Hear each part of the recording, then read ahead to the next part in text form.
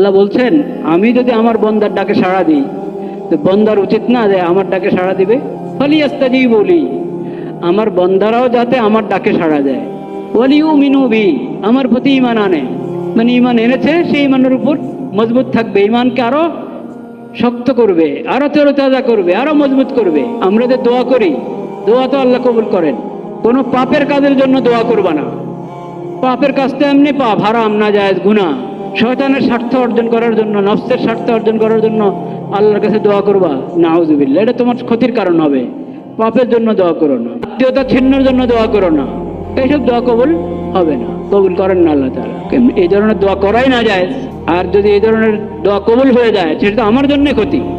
আর শর্ত কি? পানাহার হালাল হইতে, খাদ্য যদি হারাম হয়, পানাহার যদি হারাম হয়, এমনকি সফরের অবস্থায় যেখানে দোয়া কবুল হয় বিশেষভাবে, সফরের অবস্থায় ওই সময়ের দোয়াও কবুল হয় না।